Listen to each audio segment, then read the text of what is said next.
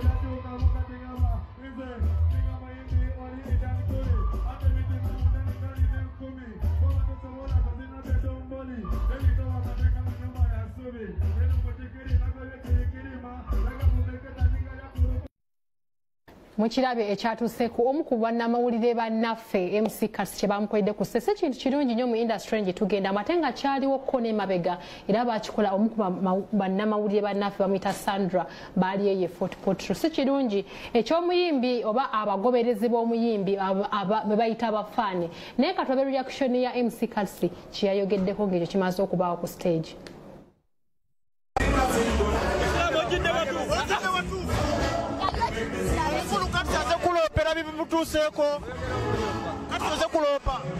Ono kyali wange ate n'amateeka gye gali sina gwembumye.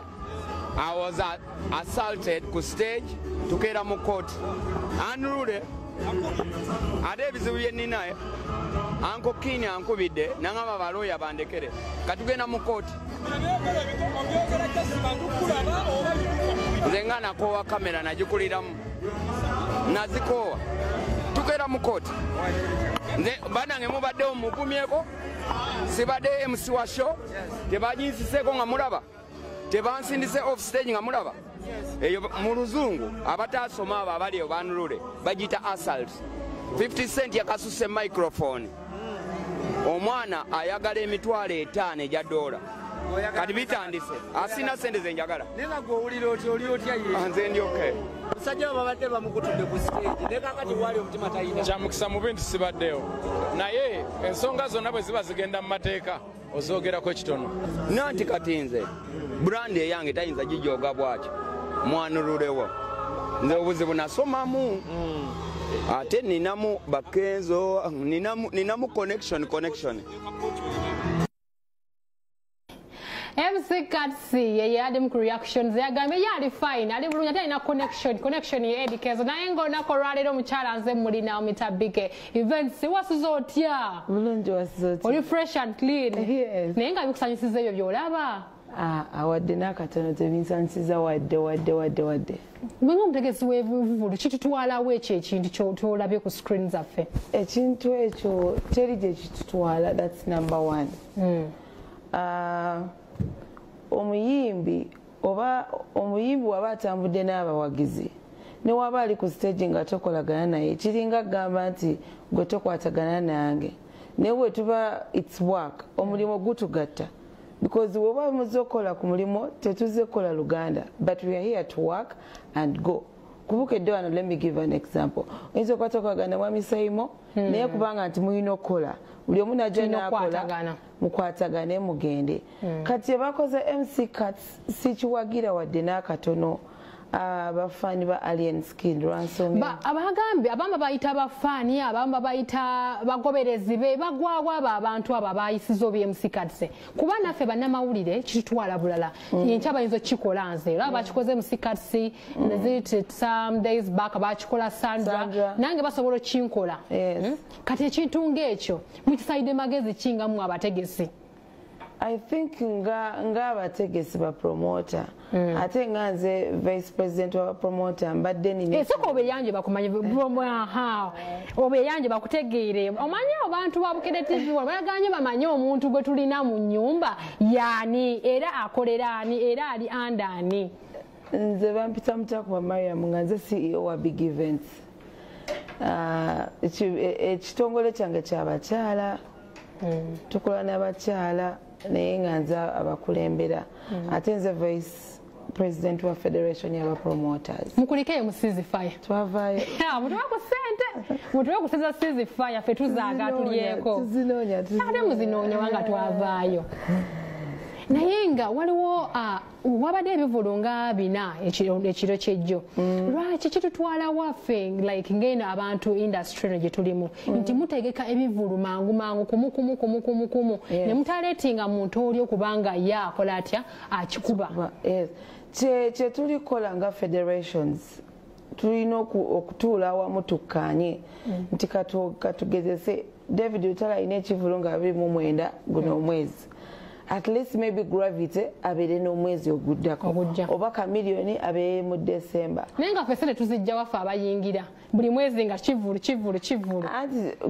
kisinze bafaani b'abantu balina okwewa akadde n'ekiseera ekinoonya ssente ebisale ebyo tuba tuteeseewo then ogamba nti Gravity aliwo nga December nga lumu nga 10 Chameleone nga gundi Alien Skin nga abawagizi nabo bagamba bannange ffe bonna tubagana esene tugenda zijjawa so tulina okuwa abawagizi baffe time frame egamba nti omwezi ogwokuna sente bweziti muyimbi bwati naffe okubeera organized promote ofunemu n'omuyimbi naye afune value naye kati wetutegeka ebivvulu 4 mu Kampala ng'ekimu kiri ku Cricket Oval ekimu kiri ku Freedom City ekimu kiri ku Serena abawagizi bayinza okuba nga mwenna babaagala naye nga tebasobola kujja wonna kubanga ebivvulu by'e Kampala birina ebisale by'obudde tosobola gamba nti ndi wano ssaawa emu paka ssaawa 3 ate nziruka eri paka ssaawa 5 obudde oba tebukwatagana kati Biggie Events mwakafuna kati nga challenge eyabaddewo kuba omuntu yenayina alaba nga promoter oba ategeka ayinza okutyamu n'agamba nsaategeka ati Alien Skin kubanga emabegakaawo twalinawo era saga ya Abitex ne bayomba na Alien Skin bagaye tujja kuddamu muwage tujja kuddamu kubeerayo ate ne bakola ebintu ebyenjawulo ku Sandra uno babikoze MC Cuts wenga gwe omutegesi w'ekivvulu oyinza okumutegeka gwe omuyimbi ng'oyo nze I think ekimu ekimpisa Biggie nti saagala buvuyo bungi saagala muntu alina chaos wemba ngenda kutegeka tulina okukkaanya mu ndagaano bulungi ate nenkubifreninga so that you don't do kyesaagala naye kati ng'ekya MC Cuts tekyabaddeko nti Cuts yavumye yabadde ku stage azekola sente ze yes kubanga ffenna twabaddewo ku sheeyo bapromota ffenna twabaddewo nga tulina okuyambako omwami Balunye yabadde ategese naye MC Cuts yasasulwa okubeera MC ku show kati ye oba olina obuzibu naye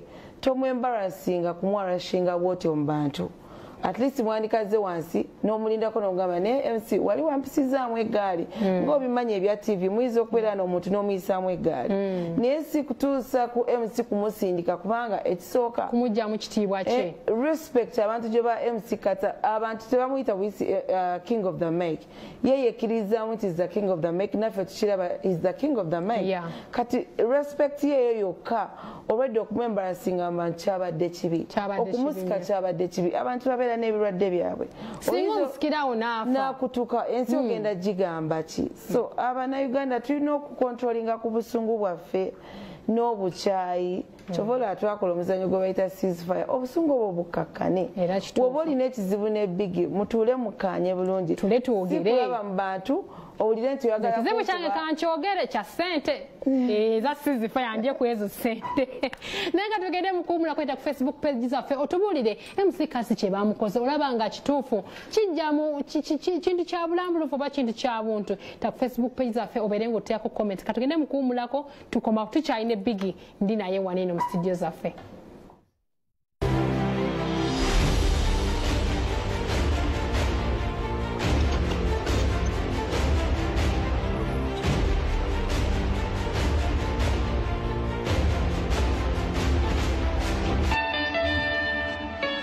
Zubair family, we are going to award and celebrate our own actors. Okwebaza ba sponsors and partners. Muchetuise Zubair Family Fan Awards, and it's a red carpet experience on 20th of October ku Club Obligato. Tosube mizanyo joke stage emirungi okuva mu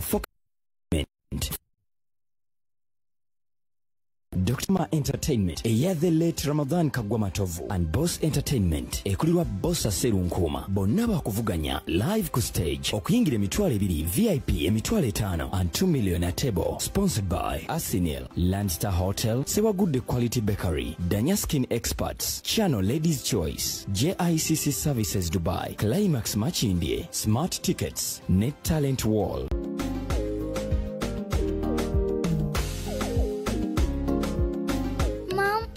Is missing.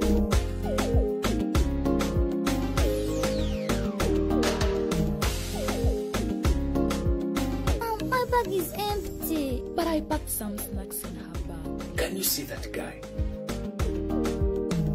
Hey kid, I have more for you from Sam's. Sam's offers you a wide range of snacks.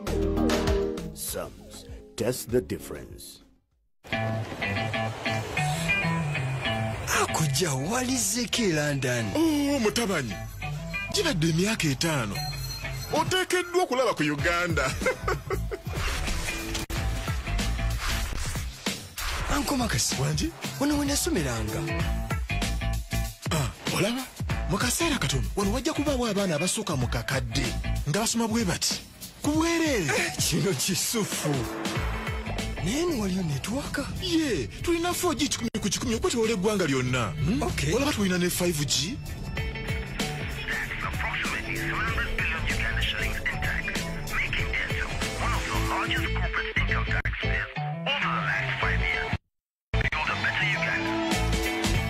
Olwaleero mutabani wo ali Uganda empya. Weebale nnyo olw'okolera awamu naffe era n'okufuula kampuni yaffe y'ebyempuliziganya esinza okukulaakulana amangu mu bbanga lya myaka 5 egiyise. Weekwate Tof Plus capsules kifuba oba musujja. Tof Plus kye ky'okuddamu kyo ekkerenda limu nga liwonya endwadde zonna. Tof Plus mwekwate.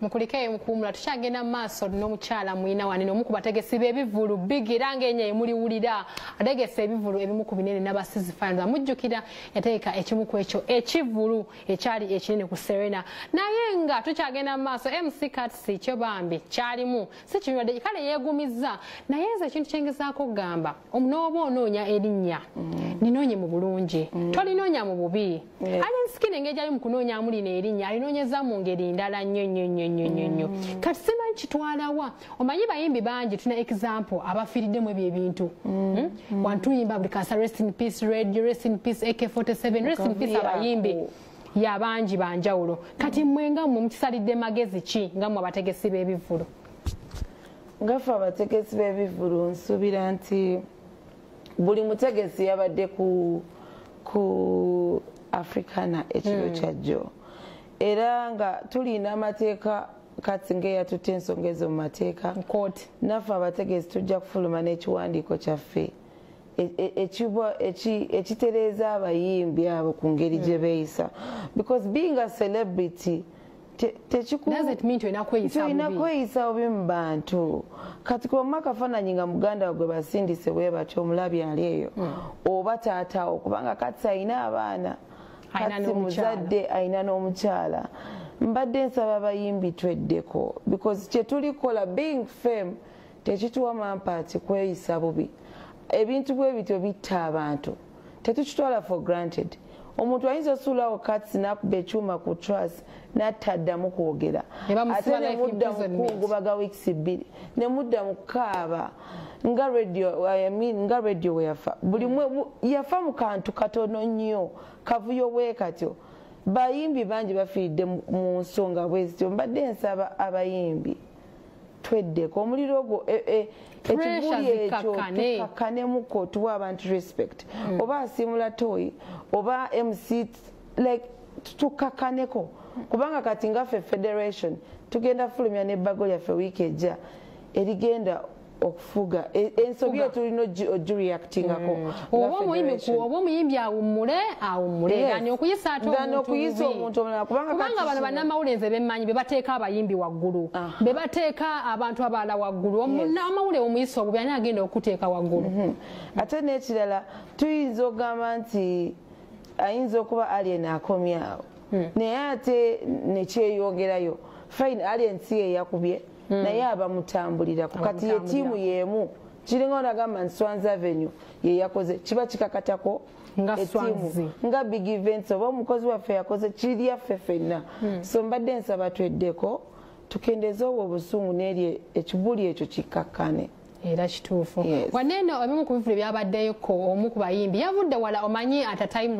for bannayuganda respectinga nnyo omuntu ng'avudde ebweru w'eggwanga ate nga muyimbi wa gospel alina bategeka josted ne bategekaani twageza okumaliriza nga sinaki abantu bafunye simanyi lwaki abategesi mwe temwabadde wa sinaki lwaki bamwabadde wa josted mwenna kuba ngambye mwenna mwabadde wa josted lwaki ye sinaki mwamusuuliridde ne mumuleka twabadde ne wa Morris Kira tetwamulekeredde naye abategesi tulina okukwatagana nti bwe mba nina sho nti ndeese omuyimbi bw'ati nina okubirako oli nti bannange luno olunaku tuba tuyitawo oba tukole bweti ekiri kuleeta obuzibu mu bivvulu okufulopinga nti abategesi tetukkaanya kimu ne tutuula wamu ne tuteesa ne tugamba nti nze njagala kuleeta bana boyinga lumu January ate gwe oleeta ani nti nze nja kuleeta sanga 29 January so we tutakkaanye ne tudda mu kwekuba ogenda kulaba nti ekivvulu kyoli kigenda kola ate ekyoli kigaana nga ffe tukanya kimu omuyimbi yagwa nga ffe tugamba omuyimbi yagwa naye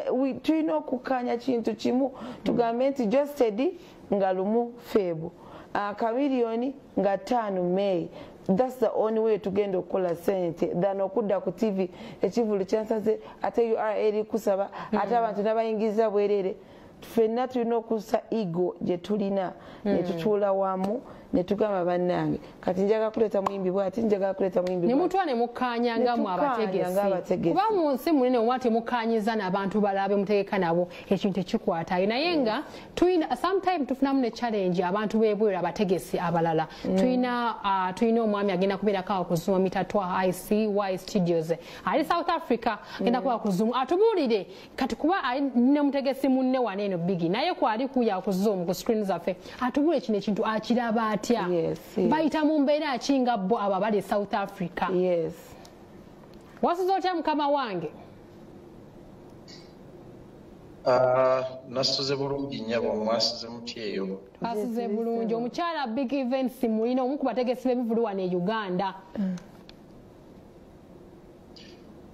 Biggie Events nkulamusizaako nnyabo kale sebe nange nkutumidde era nsanyuse okubeegattako puroguramu eno ekyenkya era mbuuza kubawuliza bonna n'abalabi ababukedde TV Enganzi. Amannya nze Twahabosa era promoter wa IC Studios International. Naye ensonga z'ebivvulu okufulopinga naffe eno bitutuuseeko nge South Africa. Era kivudde mu nteekateeka n'abategesi. Kubanga bw'obanga otegeka omuyimbi, oteekeddwa okusooka okutunuulira audience gy'otajetinga. Ebiseera ebisinga eno ekitukoseza ddala nti omuntu ategeka show naye nga tamaze kutunulira abantu bali mu mbeera ki, kubanga abantu beeno banoonyi ba ssente nga mukimanyi, naye ate waliwo obudde nga tebalina ssente. Kati ebyo byonna oba olina okubitunulira nga ggwe omutegesi. Ekirala n'omuyimbi gw'olina okuleeta wano nayo nsonga nkulu, kubanga abantu beeno audience eyina abayimbi beeyagala, ate era eyina abayimbi beetajja kwettanira nnyo. Hello?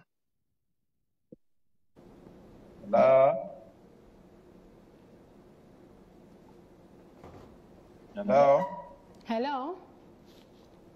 Simanyi oba mpulikika? Tukuwulira ssebo. Waliwo ka clip ka MC Katsa akalabikiddwa nga bamujja ku stage. Ensonga eyo mugiraba mutya kati nga abategesi b'ebivvulu South Africa. Oyinza okugamba nti ono omuyimbi tunaddamu ne tumuwero kami oba ne tumutegeka nga mmwe abategesi beeyo?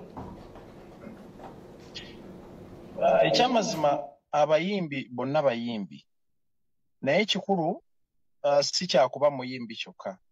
Ekikulu omuyimbi ayina ebintu byateekeddwa okuba nabyo ebirala ebimugoberera ng'empisa. Omuyimbi yeetaaga empisa. Omuyimbi kye yakoze, abantu be kye baakoze, newankubadde nti bo balowooza nti kye kituufu mu budde obwo, naye kintu kibi mu kifaananyi mwe tuli nga mu entertainment. Ekyo tekiriyo mu entertainment. Mu entertainment mubeeramu okusoowagana ate ne mubeeramu okwogerezeganya obusonga obwo ne buggwa backstage. Naye temubaamu kuvvoola, temubaamu kuvumagana, temubaamu kubagana. Ekyo si kye bayita entertainment. So ensonga eyo twagirabye nga mbi nnyo, era nga nze kennyini nga omutegesi wano ntwala okuvumirira ekintu ekyo ekyalabiseewo. Ate era mpozi kesaakubuulidde oba kesaabuulidde abatuwuliriza, nze mmyuka omwogezi wa National Promoters Association. So ensonga eyo nga bakama baffe aba federation era nga Biggie bw'ayogedde, kitegeeza nti waliwo enteekateeka ejja okukolwa oba ekiwandiiko ekivumirira mu butongole nga kiri fomo, ekivumirira ensonga eyo, naye nga twakirabye nga kyatuswazizza.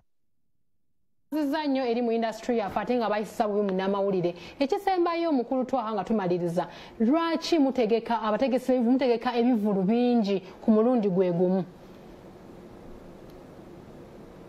Ekintu ekyo neno kibaddeyo. By the way, ebintu bino bibanga ebifaanagana munnange. Tebiri Uganda yokka, nene ebweru waliyo competition ez'enjawulo. Ono n'abanga ategeka, ne wabawo omulala ategeka. Era ebintu nga bino tugezaako nnyo okubikomya, okubabuulirira. Naye oba oliawo ebiba bikyatulemeredde tubireka, kubanga omuntu bw'akola n'afuna loss, era loss aba afunye mu nsawo ye. Naye lwakuba nti ekizibu ffe ekitukosa nga ba promoters abalala nti kitukosa olw'abantu bano ba audience, abalabi baffe be bamu bafaanagana. Nti abalabi bano singa ekivvulu ekimu kiba nti kifunye bantu, kati ate beesala ne ku kivvulu ekirala. Tulinayo ebivvulu ebitabaddeewo wano nga birangibbwa, ebivvulu nga 2-3. Naye ndowooza n'omutegesi ndowooza ajja kwekyekinga yekka yeeseetinge, kubanga tojja kumala ombeera eyo gy'oyitamu n'obuzibu ne losses z'okola. Sisuubira nti osigala kyekimu. Gwe wennyini oba ogaanye okuwuliriza omuntu, naye bye bennyini ekintu industry ekintu kyennyini mw'oli kikwetereereza. Tweyanza nnyo mukulu Twaha nga tumaliriza akatalekeka k'ogamba abayimbi bano ku lw'ensonga tunuulidde nnyo abayimbi.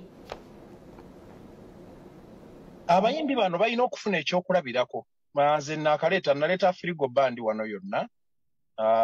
Nendeeta bannamawulire baffe Seguya, Ndijjo, Simon, Kaye Wisdom bonna Afrigo Band omwaka oguwedde wano.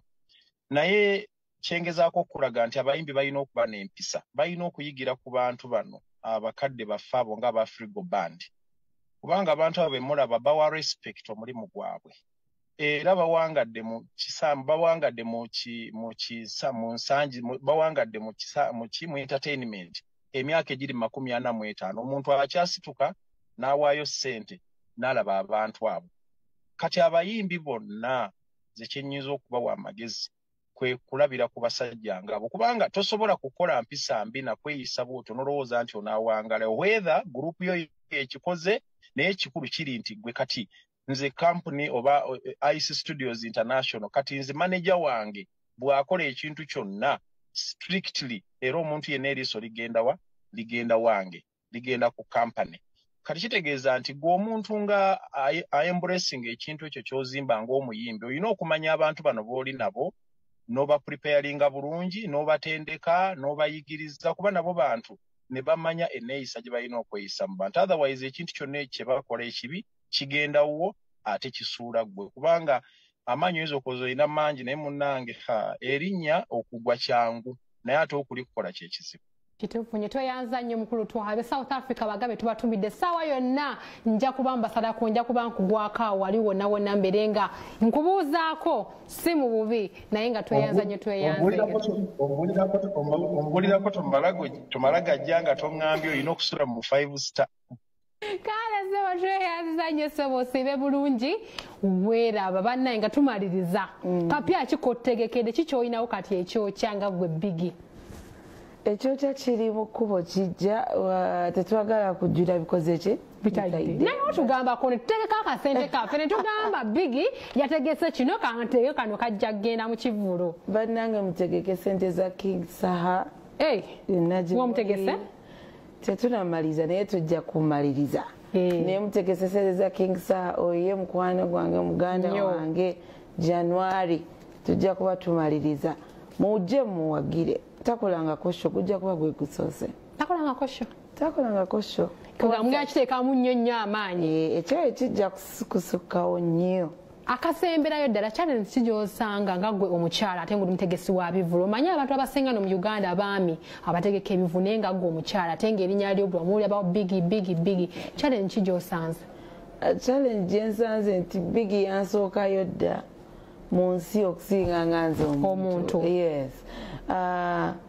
Biggie challenges zayina ezisinga abantu ku disrespecting or crossing words. Eno industry gye tulimu eyina ebigambo bingi nnyo. N'omuntu gw'otasubira avaamu ekigambo ky'otandika asubidde.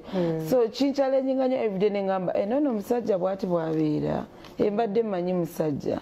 Naye ezo challenges nja zisobola kubanga najja mmaliridde ate tebigendaga. Biggie agambe yajja amaliridde bannange tulinako MC Maswanku ali mu katale naye nga tumwirabira okubanga mubeerangako budira mukago kuva ku saa 12 mpaka saa 3 ez'okumakya. MC Maswanku ali mu katale Farid Mpaji wali ku sports nange fina zawedde wamu ne Simon omunene w'ekibwa. Tugendeko mu katale tunaddamu ku Lwomukaga olujja.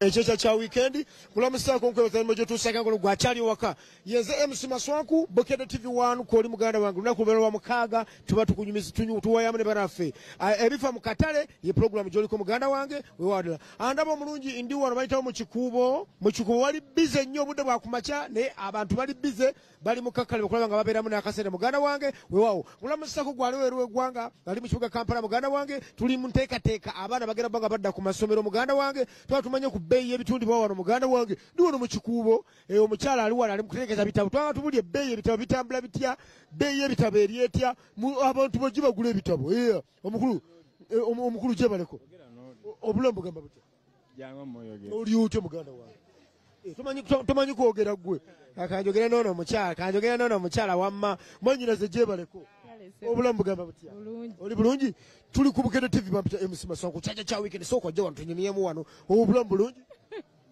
otunda kiwano